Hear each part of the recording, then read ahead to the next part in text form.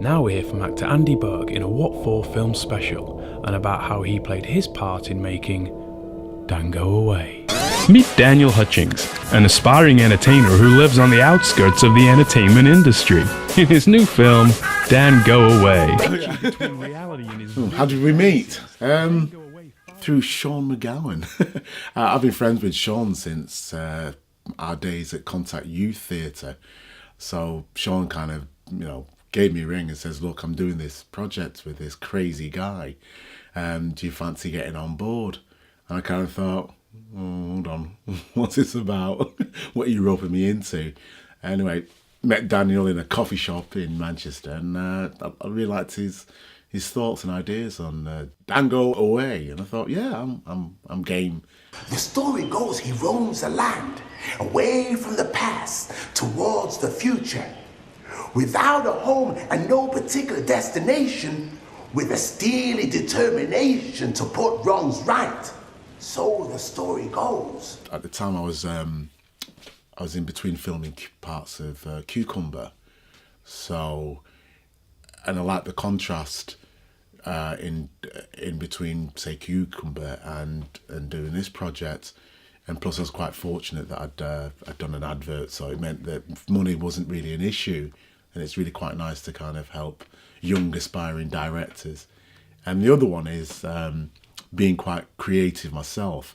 I had an idea for a script. I thought, right, if I'm doing this for free, then I want some payback later when it comes to developing a piece that I would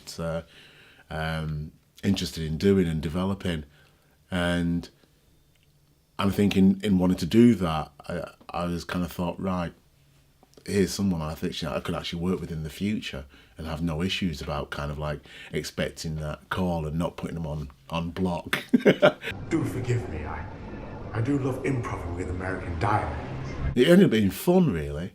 Technically difficult, I've got to admit that, because my scenes were kind of done almost in isolation, and that was because when you have one director who's also the cameraman and he needs to move it from one position to another, so all the shots that in one position were there, so you have to do all your lines to fit in with that, and then all the lines when he changed the camera angles. So technically it was challenging, and so but a good learning curve for myself of how I need to look at different ways of approaching film.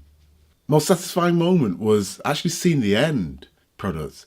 It was slick, it was well shot, and looked clean. And how he's managed to edit it together make me look good, because there were parts where I thought, oh, really was scratching my head, thinking, have I got that right, or is that the right way of doing it?